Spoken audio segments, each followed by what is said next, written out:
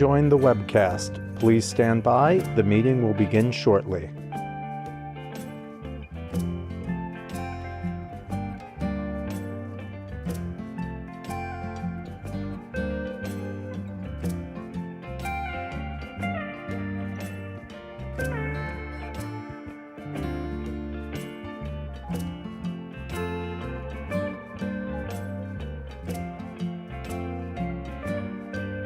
You have successfully joined the webcast. Please stand by. The meeting will begin shortly.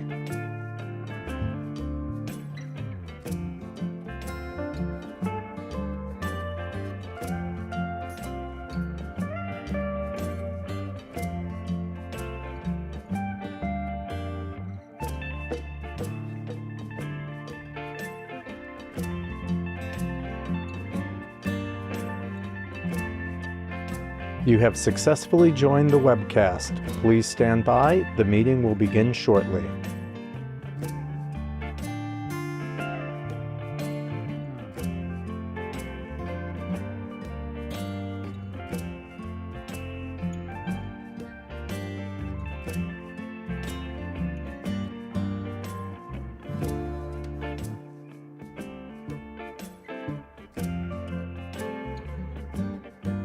You have successfully joined the webcast. Please stand by. The meeting will begin shortly.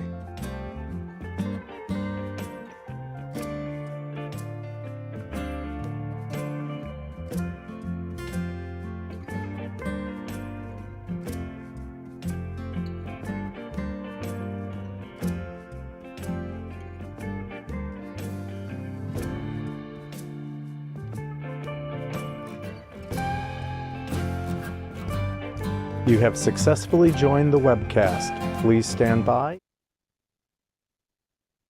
Again. Good morning, everyone. I'm Christine Nicholas, Chair of the New York State Tourism Advisory Council, and I'd like to call this meeting to order. It is now 11:02.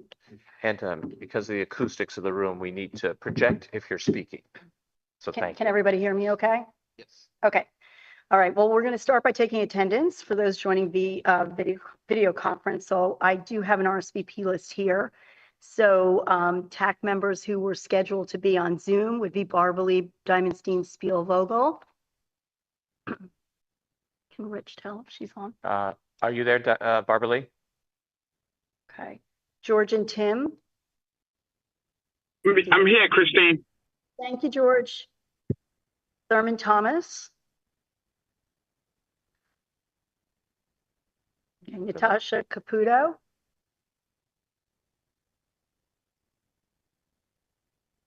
Catherine Nichols, I see. Hi, Good Catherine. morning. Good morning. Okay. All right. Is there anyone on the Zoom that we have not called who may have joined? Ellery Knobloch. Val. Okay. Okay. All right. So just a quick reminder that if you are conferencing in, just, turn your mute off and then put it back on, especially, to block out any noise. And now we'll go around the room for, well, there are three TAC members here. So I do want to point them out. David Filipiak, thank you. Assemblymember Danny O'Donnell. Thank you so much. And representing Senator Serrano, Andrea Postiglione. Thank you so much. And let's start around the room. Yeah. Rich Gagliano, I Love New York. Ross Levi, I Love New York. Rhiannon Edlund, I Love New York. Kelly Baccarizzo, I Love New York. Jenna Krizak, I Love New York. Janae Burke, I Love New York. Matthew Bishop, I Love New York. Mark Iorio, I Love New York. Wow, bring the change. Josiah Brown, New York's Best Experiences. Aaron Milo, I Love So much love. And there's a lot of I love in New York in the room. How about in the row behind? Okay. Great. Hi, Brad. All right, terrific. So all members have been emailed a copy of the minutes. They're also available on the ESD website. Are there any changes proposed to the minutes? Hearing none, I call a motion to approve the minutes. Thank you, David. I need a second. There has to be somebody on the Oh, it's phone. got to be, okay. Val is raising her hand. All right. All in favor? Hearing none in opposition, the motion carries. Minutes are approved. I want to start the chair's report by sharing some of the recent tourism-related announcements made by Governor Hochul. In March, okay, there we go. In March, the governor announced 2 free snowmobile weekends. During both weekends, the New York registration was waived for out-of-state registered and insured snowmobilers. These events, which are now annual, happen the first 2 weekends in March, which helps snowmobilers plan trips early. They also help to boost promotion of tourism from the trails of the Hudson Valley to the North County and Western New York.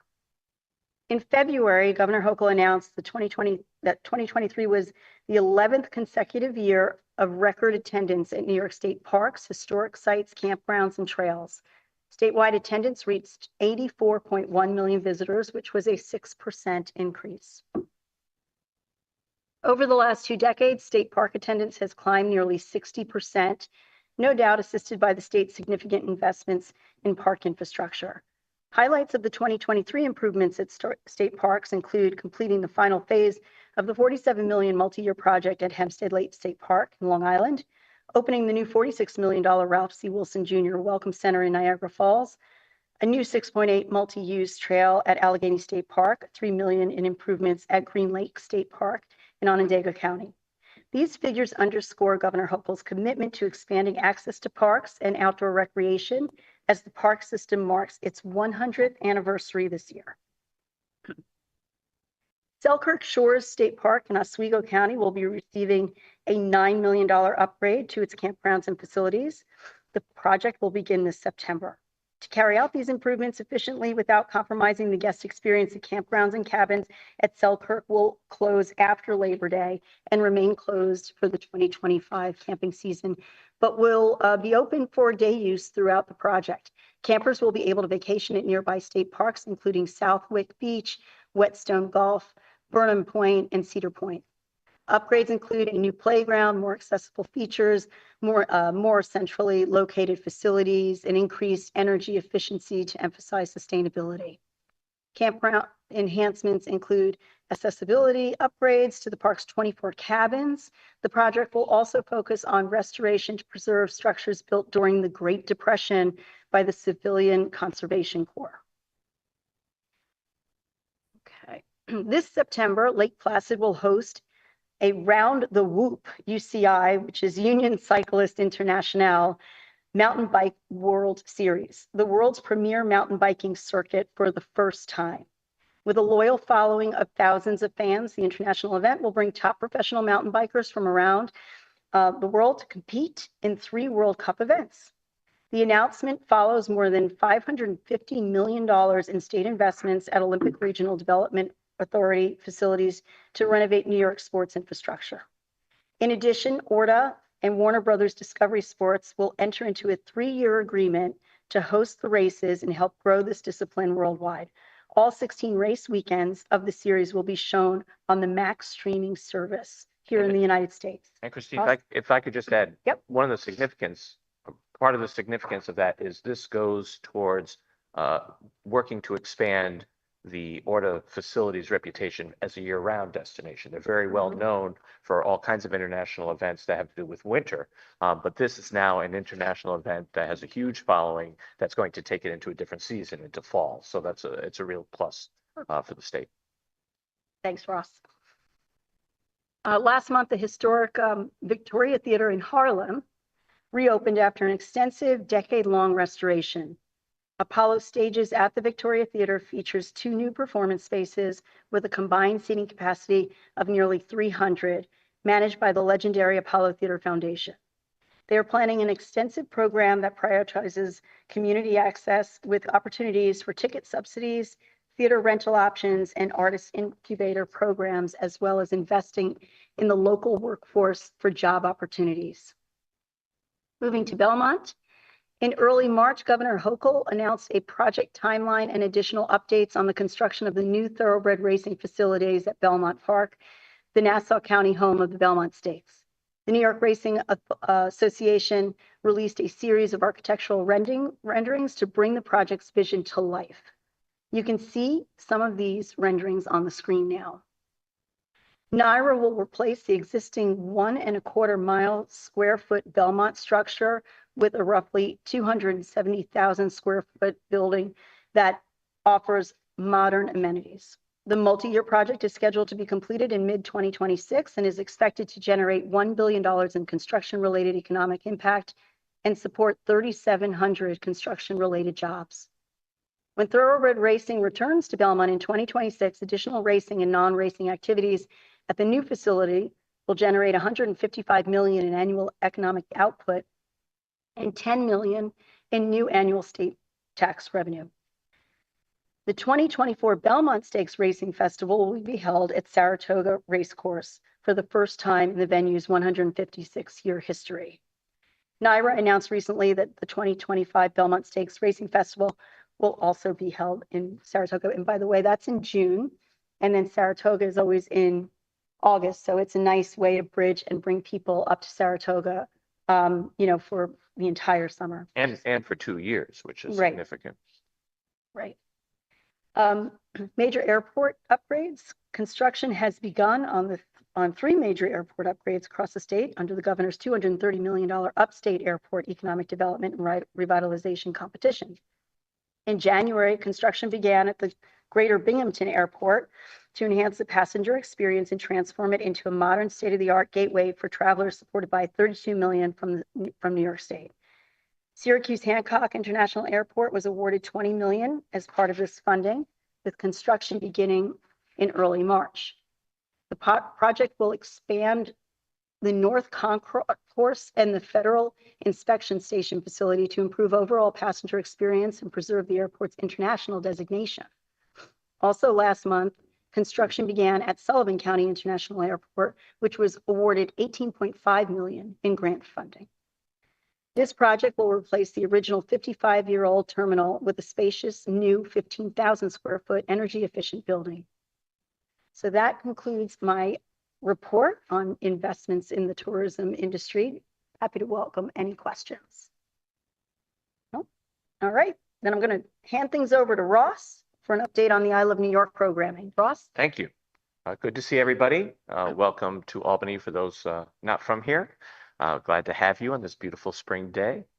I wanted to start our report with some very good news in terms of the economy and tourism's contributions to it. In March, Governor Hochul announced that New York State has made a full economic recovery from the pandemic as the state reached more than 8.3 million private sector jobs. So basically back to the full job capacity of the state as it was pre-pandemic. The New York State Department of Labor data showed that 10% of private sector jobs have recovered since 2020. And this was driven in part by the leisure and hospitality industry, which grew nearly 5% last January. From 2022 to 2023, the sector added over 49,000 jobs. So in 1 year, that's pretty good growth, bringing last year's annual average jobs to more than 915,000 in the leisure and hospitality sector. So that's still down 4% from 2019. So overall statewide employment for tourism has not gotten back quite to where it was, but we still remain the state's third largest private sector employer in the state. And our sector saw the second largest increase in net gains of any other industry year over year. So there's been very healthy growth, to be sure.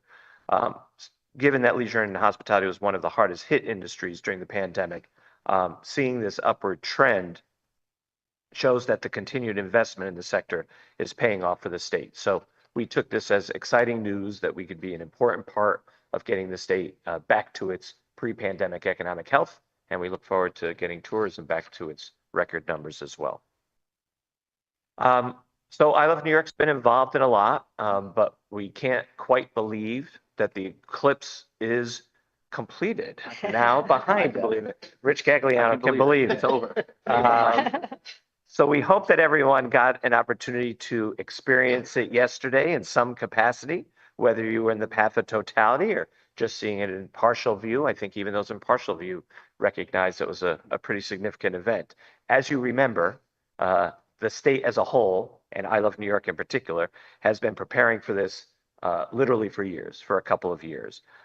We launched phase one of an eclipse marketing campaign back in January with a general awareness digital media campaign, along with an announcement from the governor.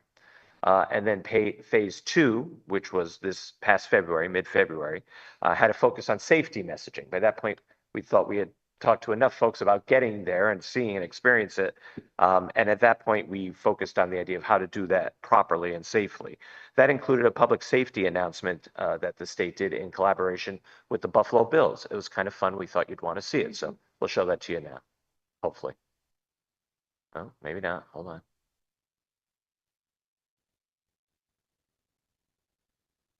Here it comes. Slow internet. Williams. What's up? I'm Khalil Shakir. Hi, I'm Reggie Gilliam. Hey, I'm Reed Ferguson with the Buffalo Bills. We're no scientists, but we know how to play it safe in the red zone. And in the path of totality. What does that mean? A total solar eclipse happens when a moon passes between the sun and Earth, blocking the sun's light for a few minutes. When you're in the path of totality, you can see the total eclipse. On April the 8th, New York State will experience a total solar eclipse. Here are 5 tips. Don't look directly at the sun and get approved eclipse glasses. Oh, Lord. I don't know if they fit on my big head. We're just gonna hold them up. Check the weather and dress accordingly. Wear sunscreen. Look for traffic alerts and road closures. Be safe and view in approved public areas. To learn more, go to iloveny.com/eclipse. I love New York. I love New York. I love New York. I love New York. And I should have listened closer to the Bills. I got an eclipse burn, but that's all right. And a disclaimer, any Bills fans who shot weeks and weeks before they lost, so no offense. So also during that phase two promotion, we held an Instagram sweepstakes to promote additional awareness around the safety tips. And this giveaway prompted users to follow us for more information on how to safely enjoy the eclipse.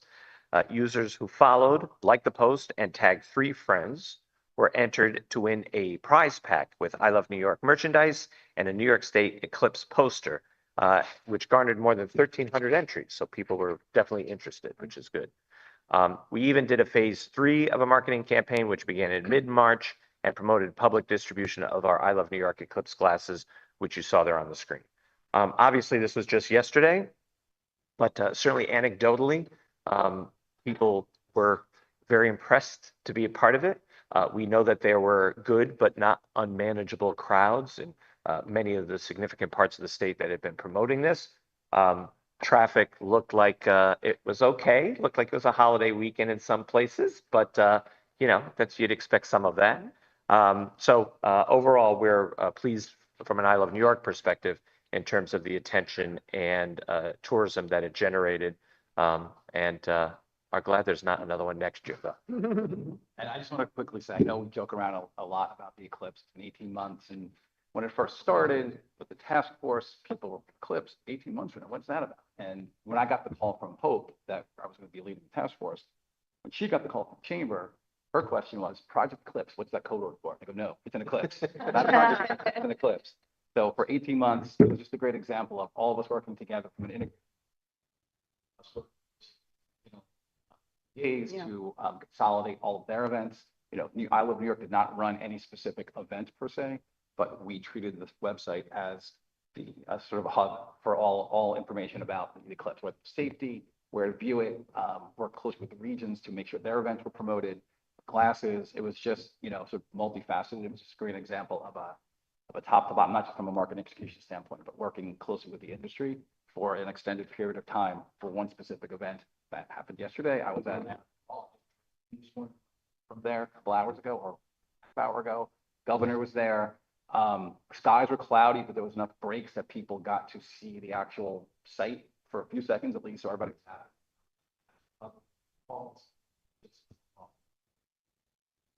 If I can just, you know, I want to commend you, Rich and Ross and the entire, we got a good showing here of the I Love New York team because, you know, wearing my professional hat as a PR expert, when we started hearing about the eclipse early on from TAC, you know, everybody thought, oh, it's too far away, but you put it on the radar of all of the news crews And you saw the path of totality. They could have picked other places. They could have picked Vermont, they could have, right? But they picked Niagara Falls. And it wasn't just on the day of the eclipse. They were doing reporting starting really intensely on Thursday, Friday, the entire weekend. And it was a beautiful weekend. So Niagara Falls got this beautiful, I mean, all of, other places in New York State. So that took a lot of planning. And I know that the communications team also had to, help all of these reporters and news crews. It was almost like Groundhog Day is every year, right? So Punxsutawney knows exactly what to do, but this was a new thing and it's a one and done. But they were able to really showcase New York State really well. So beyond the I Love New York City, great extended job. into chamber press, Yeah. ESD press. So you're right, it kind of took on a world of All its the own. national broadcasts. But I have to say, through planning, over planning, and preparing for the worst, there was nothing that was really super surprise. Everything that happened, we sort of expected. We weren't sure if it was going to be more or less of that, but we knew the press was going to pick up the weeks leading up to it. That's what happened. We knew the glasses were going to be a hit. Didn't realize how big a hit they were going to be, but they were a hit. Same thing, the posters, the attendance at Niagara Falls and the other locations across the state.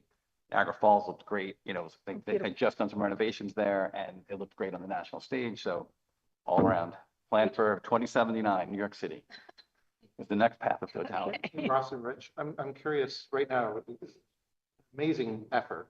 How long do you think it'll take before you have the data to know how much extra did that contribute to our tourism economy? We're gonna have to wait a little bit. I mean, that stuff is always tricky too. It's not like it's a ticketed event or a gated event. The people driving, you don't know if it's for the eclipse or not. But we expect, we'll have some hotel data and stuff in upcoming months. The hotel, yeah, I remember seeing that image of Airbnb sold out. Exactly. Was the park, and then the hotels I know were. Yeah, can't wait to see what their average daily rate was for. I don't know. It feels like your message of come early, stay late resonated. I'd love to see For the there most was part. It was interesting being there. We heard there were a few, this is, very small percentage of people, the really hardcore, the people that are traveling and chasing it.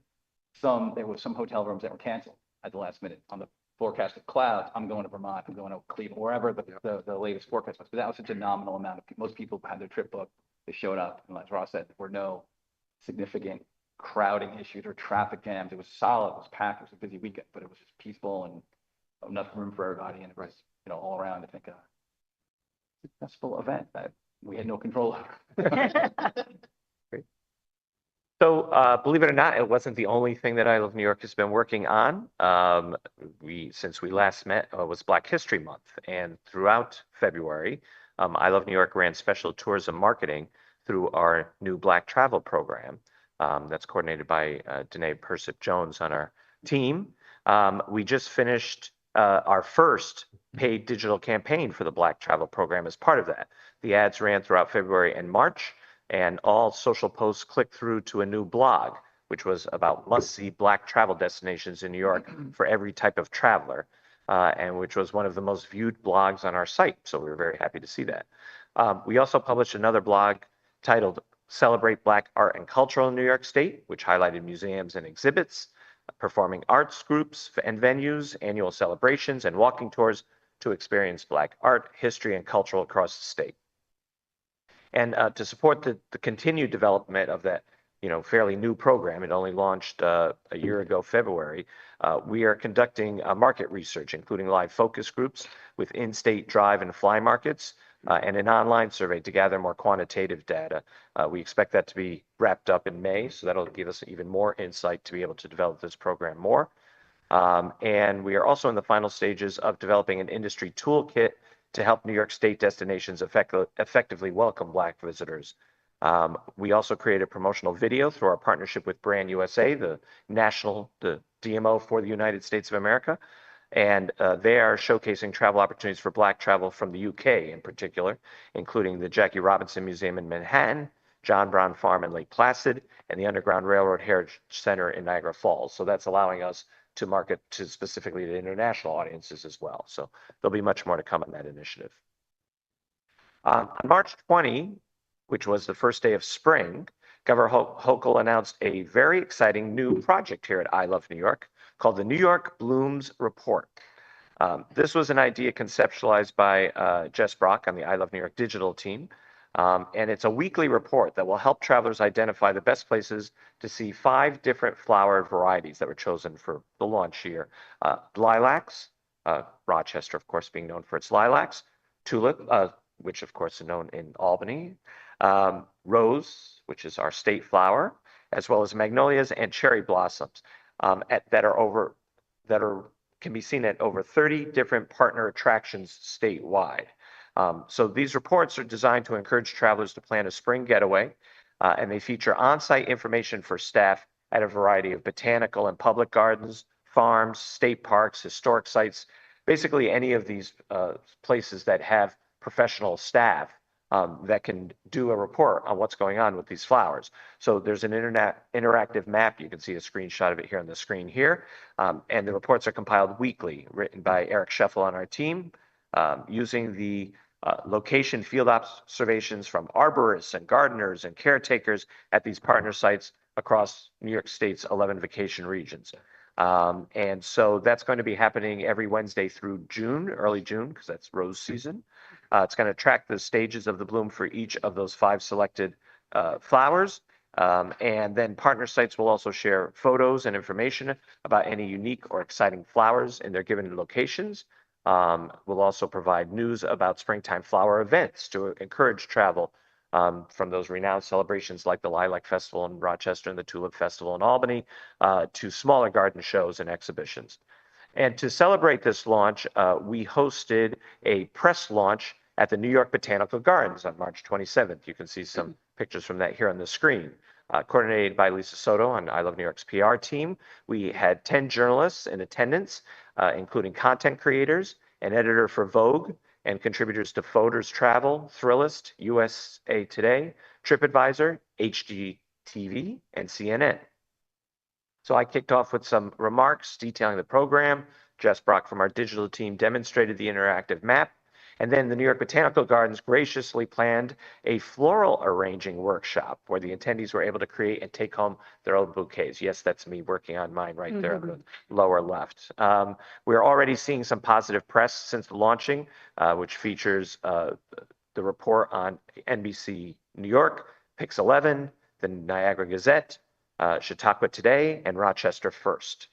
So we encourage all of you to check out that Blooms report for weekly updates on ilovenewyork.com/blooms. And we are also encouraging visitors to post their own photos on their own social media accounts with the hashtag NYBloomsReport. Rich and I were at JFK on February 29th for a ribbon cutting of the new JetBlue Skywalk at JFK Airport Terminal 5. Where I delivered some comments on behalf of Governor Hochul. 10 years ago, I Love New York took the initial step of adding installations and imagery to what was just at that time, just a blank walkway. That was 10 years ago. 10 years is a long time. So we knew it was time for an update. So we teamed up with JetBlue to take the Skywalk to the next level. We were able to provide funding for the project through a public-private partnership that helped keep JetBlue's headquarters based here in New York. And that also allowed us, I Love New York and JetBlue, to work collaboratively on reimagining the Skywalk. You probably know this serves as a critical link within Terminal 5, so it creates that seamless connection for literally millions of travelers to and from the parking garages, the air train services, and the broader New York City metro area to the heart of JetBlue's operations at JFK. So as you can see here, the colorful new installation highlights activities and attractions across the state under the theme Find Your New York. And it helps to achieve ESD and JetBlue's mutual goal of promoting New York State world-class attractions and flying JetBlue to get there. So we were thrilled to have this project finally complete. It went on hold with the pandemic, but it is now open, and hopefully TAC members and others have had a chance to see it as you're moving through to JetBlue. I think I mentioned this at our last TAC meeting. In February, I had the opportunity to participate in an overseas sales mission in Australia and New Zealand. So over the course of 2 weeks, I represented New York State at 5 different trade shows, a day of media interviews, an I Love New York hosted lunch, a panel presentation, and a number of standalone airline and travel trade meetings. 5 hotels, 5 cities, 2 weeks. There were 3 Visit USA events, 2 brand USA events, an agent roadshow, and a B2B day. The roadshow was great. It sold out within 30 hours of registration, and it showed that there really is a thirst for knowledge among the trade in Australia and New Zealand to find out about the USA, and that allowed us to do that message for New York. There was an estimated 850 travel agents that attended the 5 different events in Brisbane, Sydney, Melbourne, Christchurch, and Auckland. Most agents saying that requests for USA quotes and bookings are on the rise in those markets. So that's very good news for us. The market had a notable change from 2023 events where agents said European travel inquiries were dominating their time. So it's good that the US is starting to get its place again. It reinforced the data that showed that sharp increase in Q4 of last year. And based on agent feedback, the trend seems to be continuing, and all the signs are currently suggesting that the USA will regain its position as the #1 long-haul destination for Australian and New Zealand travelers before the end of 2024. So good signs. I also attended an IMM Media Day there, where I participated in close to a dozen interviews with travel media. And I also participated in the IMM Travel Media Summit, where I served as a speaker on a panel. And I also presented to over 70 media at an Australia Society of Travel Writers lunch that we hosted, sponsored by New York State. Linked Tourism Australia, which is our in-market rep there, has noted the effect of having I Love New York's executive director in market.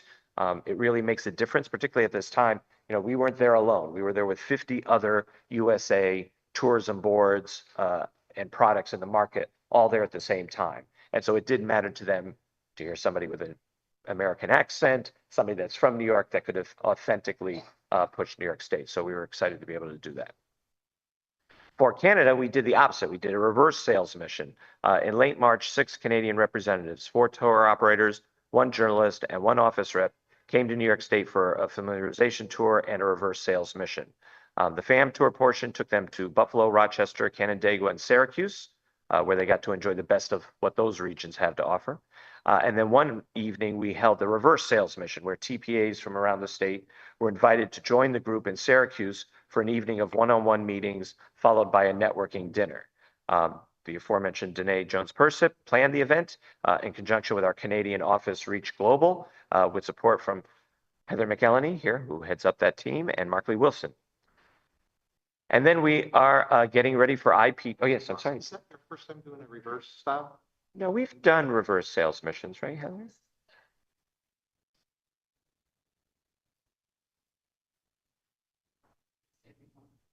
I'm not surprised. I think it's a very clever format. Yeah, it's kind of, you know, we've been doing these media nights in New York City for years, and the idea of doing that specifically for trade, it makes tons of sense. So, yeah. So IPW is not far away. Heather and Markley will represent I Love New York at the IPW trade show this May in Los Angeles. And Danae and Heather have been working for many months with our experiential marketing team here at ESD on all aspects of the activation, and will continue to do so to support our TPAs and partners who will be there as well. This will be the largest I Love New York activation ever at IPW, as far as we know. It's going to be made up of 9 booths. So that's just the I Love New York section, 9 booths of ours. And as of now, 14 local and regional tourism partners participating in that booth. And we're working on adding another 6 more. That's addition to all the other people that have their own booths outside of the 9 that we have. We will again be hosting a New York State reception, which will be taking place Sunday evening at the Grammy Museum.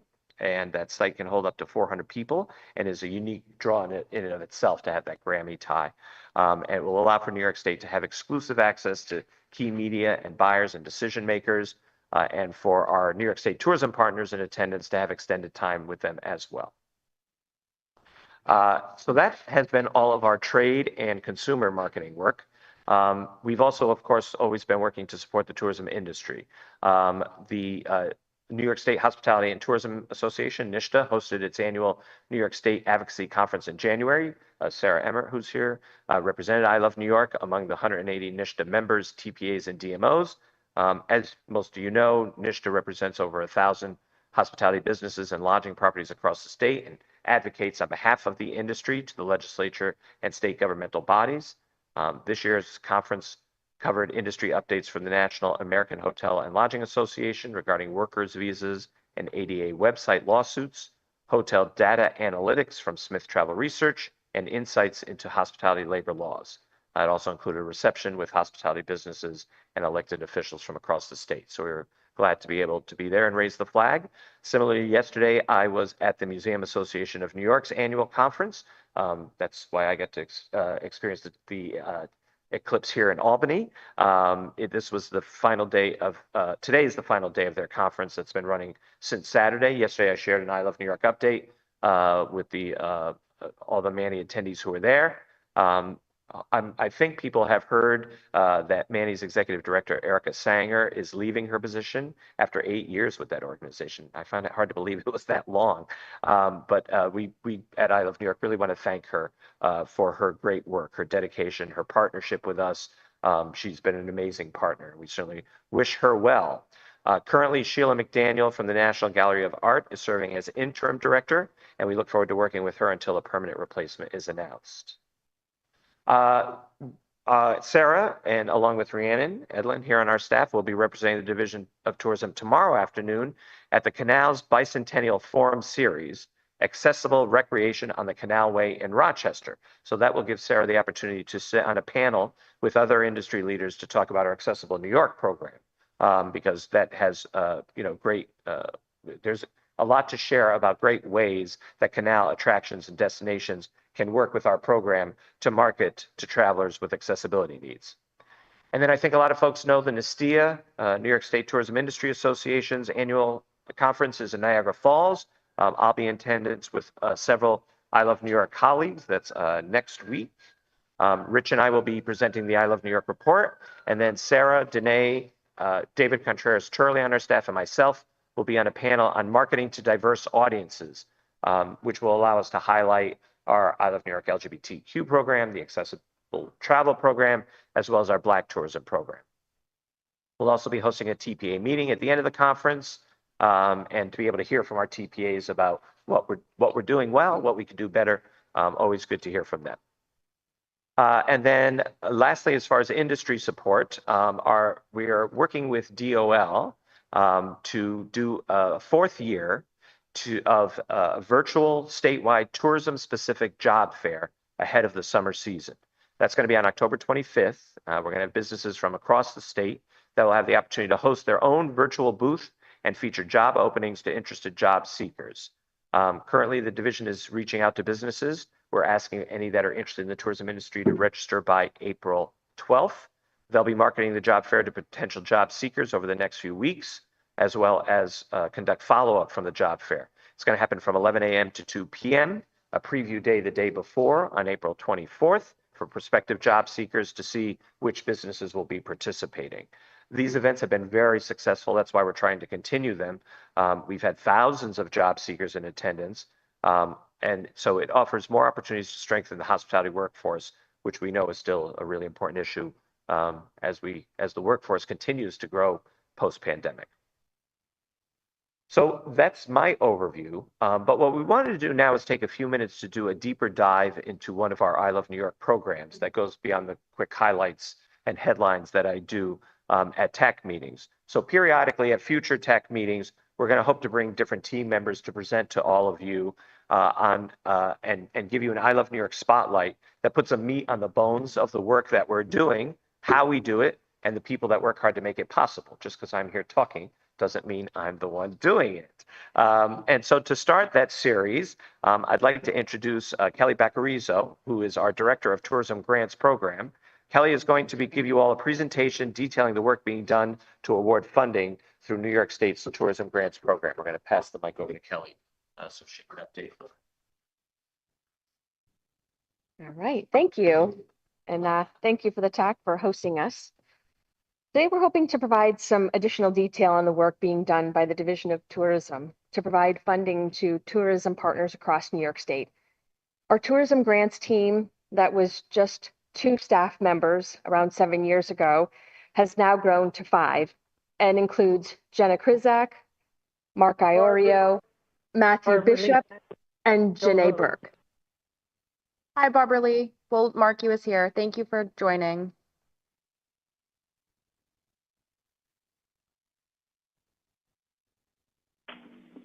Hello? Yes, we can hear you, Barbara Lee. Welcome. Thank you, and please excuse me. I'm handing in a book and going a little berserk here, but I wanted to be with you all. Excuse me. Thank you. So we're going to talk a little bit about where we came from and where we are now. Some of you may remember some of these 1970s image. I'm not admitting to that or not. The New York State Tourism Promotion Act of 1978 established the Tourism Matching Funds Grant Program. Generally, this was the only tourism-based funding made publicly available to tourism industry partners. This was the only direct funding to the industry for decades, and it was only available to the TPAs, or the tourism promotion agents. But over the past 10 years, total program funds range from 3.5 million to 4.9 million. Awards vary by total allocation from county to county, but generally anywhere from $36,500 to $68,000 per county.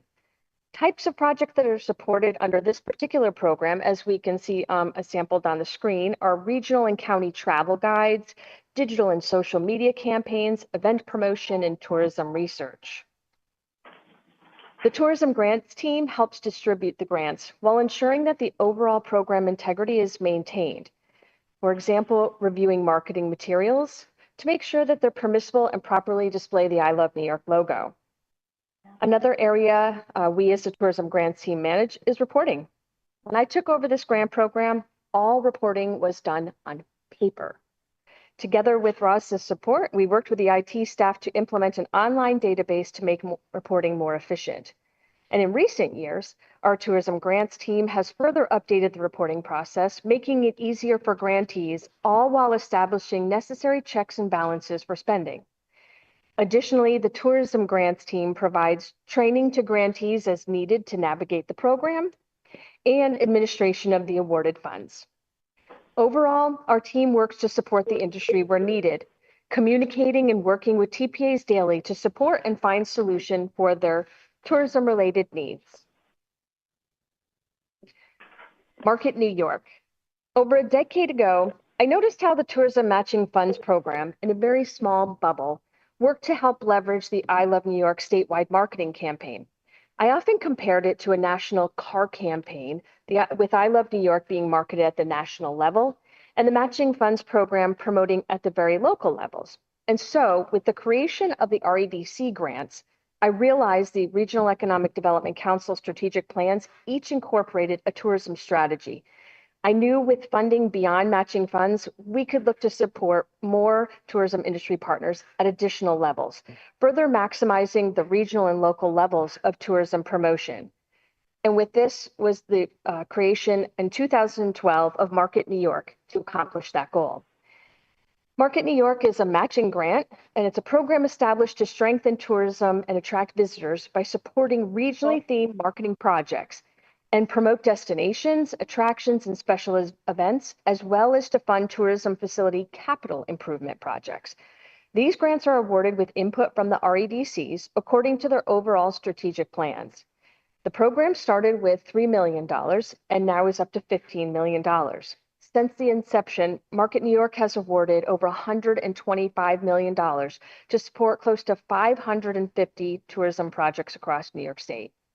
The Market New York team administers the many levels of processes to support grantees in initiating the projects and utilize their awards, from updating the guidelines each program year to processing contracts, right down to paying out the awards in a timely manner.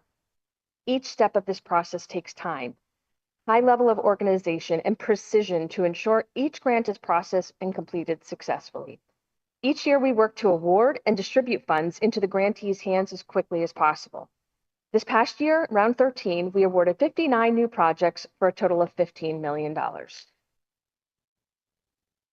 While the state's core grant programs were the Matching Funds program in Market New York, the tourism team continues to help develop and administer additional funding programs when available, such as the Meet in New York program. The New York State Meet in New York grant program was created to incentivize the return of conferences, meetings, and trade shows that generate significant tourism economic activities such as overnight stays, dining, and other tourism activities. This program covered a portion of the cost of event-based discounts at conference spaces and partnering hotels. Also, as part of the federal ARPA Travel, Tourism, and Outdoor Recreation Grant awarded to New York State through the Economic Development Administration to help the state's tourism industry recover from the COVID-19 pandemic, a portion of these overall costs or overall funds were made available to eligible tourism partners through New York State's EDA Tourism Subpartner Grant Program, also known as the New York State EDA Subawards.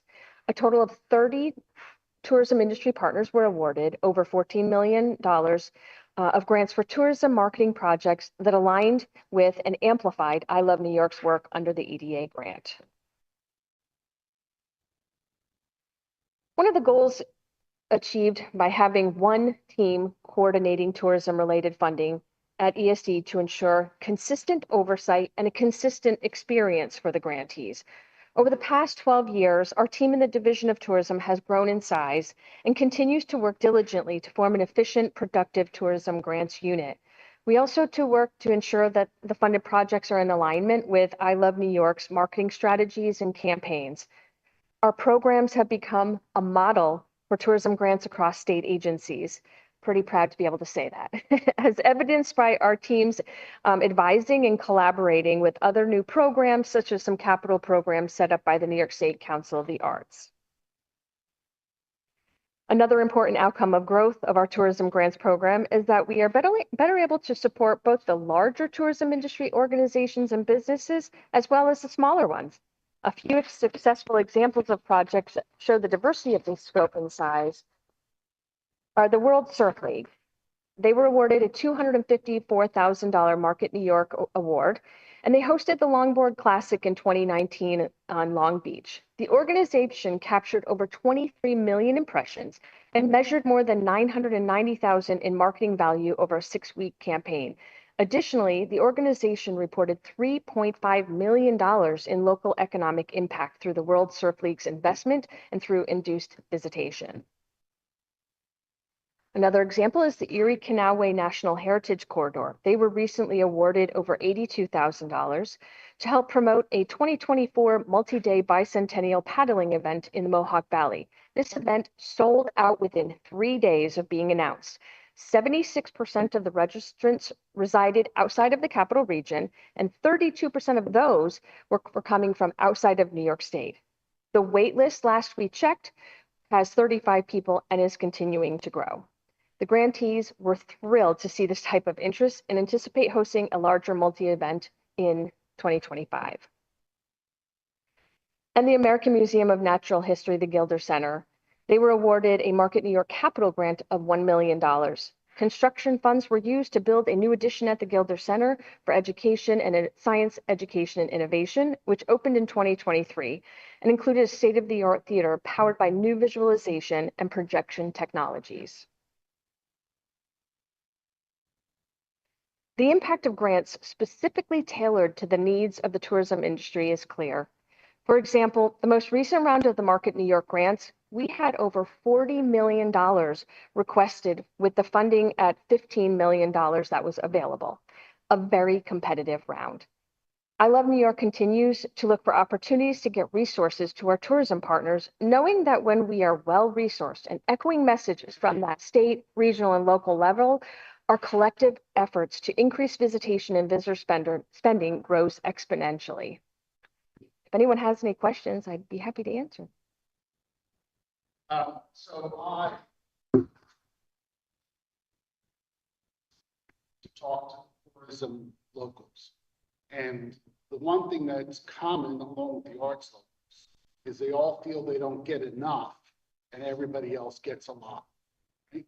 So if you only have 1/4 what is needed or what is applied for, how do you do that fairly? How do you decide? So in the arts world, anybody can form a group, call themselves arts. Hallmark Arts Council comes to me, thinks we don't get as much money as Huntington. And then, okay, so how do you decide that you're going to give money to the Lake George, needs versus the Queensberry needs versus the whatever else it is? And how do you do that without them killing you? Yeah, there's basically two different models. Kelly can correct me, but the matching funds are in a way the easiest ones to do because it's just based on a formula that's, I think, based on population and some other factors, and also how many people want to participate, right? The counties have to raise their hands and say, I would like matching funds this year. They say how much they're willing to match, and then it's given out sort of equally according to this formula. The Market New York program is a competitive program. It's done through the REDC and the consolidated funding application. So that's a scored process by which there are the guidelines that lay out what the criteria are. People say, here's how much we want. Again, that's matching as well. They have to put in some money of their own. And so that goes through the process. The REDCs have input into that. So that's the main two ways that we administer those grants. I don't know if that answers the question. It does. And do I understand, Ross, that it's your job to fly to Australia and New Zealand for 2 weeks? It is. Because I'm just curious. I'm in the market for a new job. I'm kind of trying to see what the choices might be. It is part of my job. And part of that job was being up at 8 and working till 9 with only 2 days off over those 2 weeks. But indeed, it was a great part of the world. Politicians work hard too. And I'm available to work hard in Australia. Just saying. Yes, absolutely. No, it is, I don't like to be put about those things. It is a wonderful experience to be able to go. There's a lot that goes on there. There are long days, and it felt very productive. But it was great to see that part of the world. I agree. There is an opening, by the way, in New York City. Fred Dixon will be leaving to I was going to head up Brand USA. So there is an opening in New York, but I will warn you, Please recommend me. Just say. having had that position, having had that position for 7 years. With it, I want to be. It's all over the European representative for New York City tourism. I want to go to all the European ones and live half a year in France. That's the goal. Okay. All right. I'll fly to them on my own. Kelly. Yeah, Kelly, I'm not sure the names of your team appeared on the screen, but I did. So as it is when I talk and represent all these other people, Kelly's talking and representing a really amazing team as well. Yeah, so my team is here. We have Jenna, Janae, Matt, and Mark, and they all assist, I support, hold up. There was a time that it was just me and Jenna. There was a time that it was just me, and it just wasn't feasible because, as you can see, the more money we get out there, the more return on investment we see. But there's a lot of also, I know that part was probably a little bit boring, but we enjoy it. We enjoy the checks and balances. That's what the team, that's what we're really busy. We rarely get out of our chairs because it means either someone doesn't get money or they don't get it in their hands.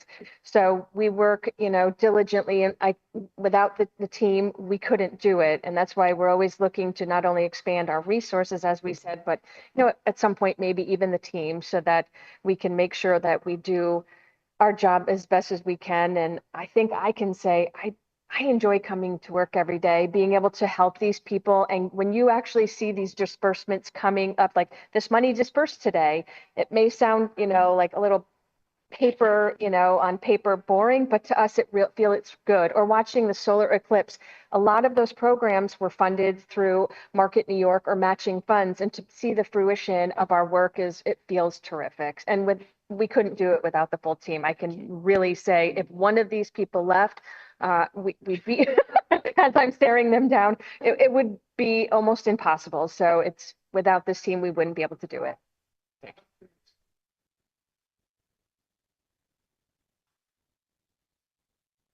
They raise their hand to the part time they get it dispersed. Yeah. Weeks, months, years? No, it's a great question. The way it works is the guidelines generally, as long as it's in the budget, at the moment it is, once the budget is passed, the guidelines come out generally a few weeks after that. So generally, early May in this case. Then people have till the end of July to apply. The announcements are made the following fall, November-ish, to be spent over the next 2 years. There's about a 3 or 4 month process between announcement and the signed documents that allows people to actually start spending that money. So it depends when you raise your hand, but I guess in theory, if you raised your hand in May, you actually can start spending that money in March, April, following. January sometimes. Wow. Yeah. So it's a longer lead than I thought, and then you have up to 2 years. So. Correct. It is a longer lead, and we're constantly looking at ways to do it better. We're trying to look at ways to do it more frequently than just once a year. So we'll see. We're looking into resources and ways to make process, make it more efficient and a little bit more flexibility in terms of timing and the amounts we can give out in a year. So we're in the process of exploring the best way to do that. Great. And that concludes the I Love New York report. Okay, very good. We do have an update that the September meeting will be held at Olana State Historic Site in Hudson. So that's going to be on Monday, September 23rd. We're letting you know that now so that you can make your plans. September, of course, as we know, becomes a very busy month. We've normally had our September meeting in the city, which has been met with the UN General Assembly often. So we are going to be on the road in September on the 23rd. It's a Monday at 11 a.m. So maybe you can connect it with a weekend visit, which would be nice. It's at Olana. And Alana. There it is. Sorry. Yep. You want to talk about Olana at all? Alana is a spectacular place. They are working on a new visitor center. So they're excited to host us and there'll be tours involved. So it should be a great opportunity. We look forward to seeing you there. And Amtrak goes to Hudson. Correct. So, you know, we could work with you if we know that you're going to be arriving by Amtrak. We could arrange pickups and whatnot. So it should be a lot of fun. It's a great way, an opportunity for us to also see work in action and visit a different part of the region. So I am open to, let me see if I have any Well, I other actually, announcement you wanted. yeah, just one other, for the May meeting, just wanted folks to know that the scheduling has changed a little bit. You know, we were, the ESD offices are moving. We talked about that at the last meeting, but it looks like we'll be able to be back at our regular meeting place, 633 3rd Avenue. We're going to be doing that a day earlier, though, than was originally scheduled. So that's Wednesday, May 29th, and also a half hour earlier than usual to accommodate Christine, at 10:30 a.m. Meeting. So again, as always, you'll get updates on this, but the May TAC meeting will be back at 633 3rd Avenue, Wednesday, May 29th at 10:30.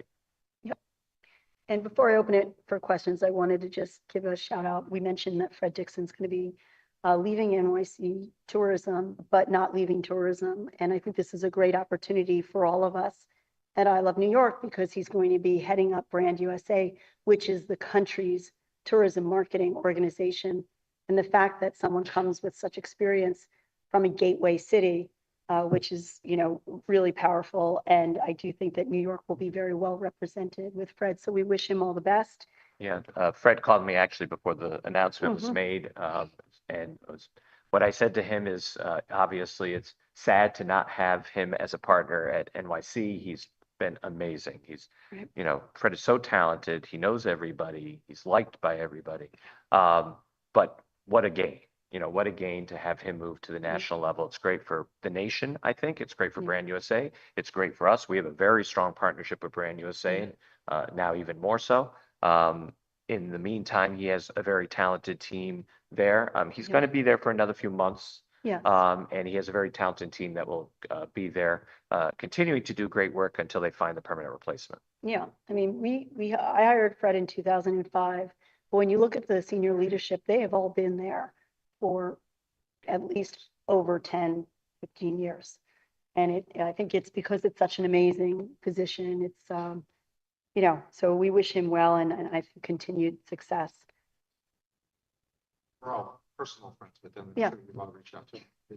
Is there anything that I Love New York as a company should congratulate or post or anything on that? I think when at our next meeting we can invite Fred to maybe if he has the time to maybe give a a presentation on New York and where we are with the city, but also what he envisions on how we can work maybe closer together, even though we do have a great relationship with Brand USA. But I think, would that be a good I think suggestion? that'd be a great suggestion. And could we, in not September, another one is to invite Nancy, who's going to be the acting, to come in and maybe Yep. she's interested in seeing what we can. I work with Nancy a lot. I'd be happy to make a resolution from the assembly thanking him for his service. Oh, that would be terrific. That would be lovely. Well, That's that's very really nice. Some of my colleagues do resolutions for the sun coming up. Nothing against you. And then just, on a personal note, I wanted to commend the governor for her action last week. Look, we understand the MTA needs money, but we also understand the value of the New York City Marathon to tourism. And I think at some point there has to be, the different agencies have different priorities, but the fact that she stood up for tourism, I think needs to be commended from as chairman of the TAC. So I'm glad that she has our back. And that's such an important, I know you think it's a one-day event, it's actually a 5-day event, and it brings, hundreds of millions of dollars over the course of the year. So I thought that was a bold move on her, and on her part, and I just wanted to commend her and do it publicly. So without further ado, I am opening the floor to questions if there are any others. And from our friends on Zoom. No. There's usually a delay. I think Or good. maybe we set it off. Okay, well then we'll see you at our next meeting, as Ross mentioned. It's going to be Wednesday, the 29th at 10:30 in our New York City office. I do need a motion to adjourn. David. Okay, thanks, Val. We're all set then. We are officially adjourned. Thank you all. Thank you.